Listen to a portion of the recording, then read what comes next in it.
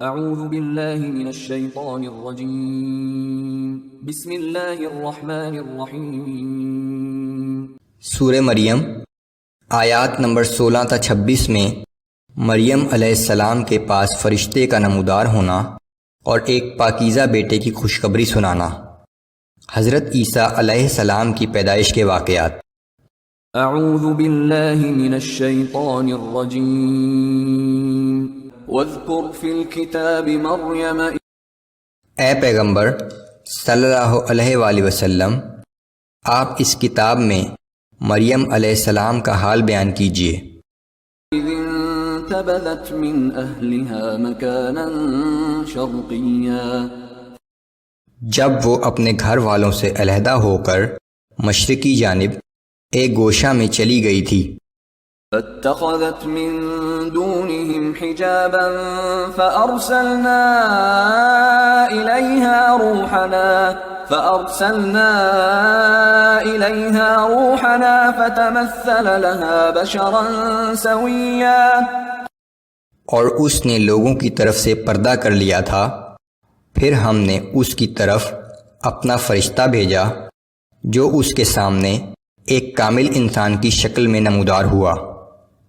قالت انی اعوذ بالرحمن منک ان کنت تقیا۔ اسے دیکھ کر مریم نے کہا کہ اگر تم نیک آدمی ہو تو میں تم سے رحمان کی پناہ مانگتی ہوں۔ قال انما انا رسول ربک لأہب لک غلاما زکیا۔ وہ بولا کہ میں تو بس تیرے رب کی طرف سے بھیجا ہوا ہوں اور اس لیے آیا ہوں کہ تجھے ایک پاکیزہ بیٹا دوں۔ قالت انا يكون لي غلام ولم يمسسني بشر ولم أك بغيا۔ مریم نے جواب دیا کہ میرے ہاں لڑکا کیسے ہوگا، حالانکہ نہ تو مجھے کسی مرد نے چھوا اور نہ میں کبھی بدکار تھی۔ قال كذلك قال ربك هو علي هين۔ فرشتے نے کہا کہ ایسا ہی ہوگا، تیرا رب فرماتا ہے کہ یہ کام میرے لیے بہت آسان ہے۔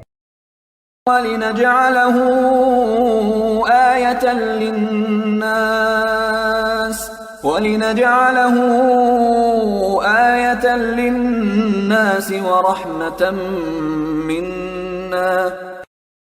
اور اس لڑکے کو اس طرح پیدا کرنے کا مقصد یہ ہے کہ ہم اسے لوگوں کے لیے اپنی قدرت کی ایک نشانی بنائیں اور اس کو اپنی رحمت کا ذریعہ بنائیں۔ وَكَانَ أَمْرًا مَقْضِيًّا۔ اور یہ تو ایسی بات ہے جس کا ہونا ایک طے شدہ امر ہے۔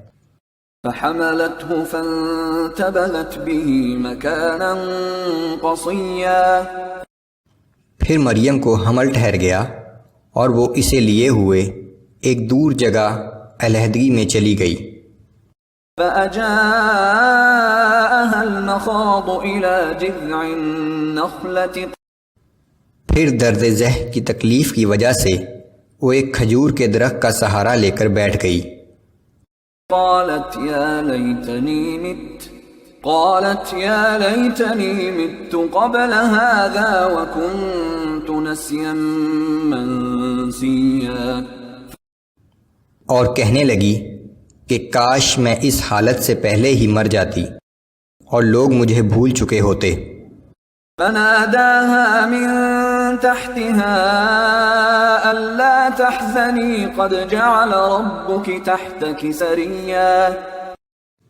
اس وقت ایک فرشتے نے نیچے کی جانب سے پکار کر کہا کہ تو غمگین نہ ہو، تیرے رب نے تیرے نیچے ایک چشمہ جاری کر دیا ہے۔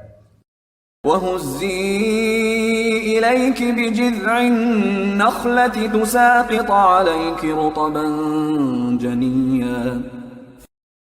اور اس کھجور کے تنے کو اپنی طرف ہلا، تجھ پر تر و تازہ کھجوریں گریں گی۔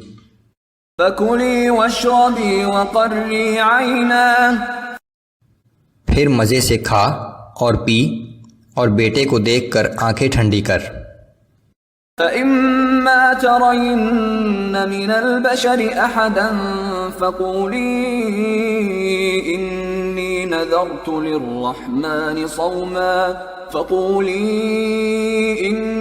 نَذَرْتُ لِلرَّحْمَنِ صَوْمًا فَلَنْ أُكَلِّمَ الْيَوْمَ إِنسِيًّا۔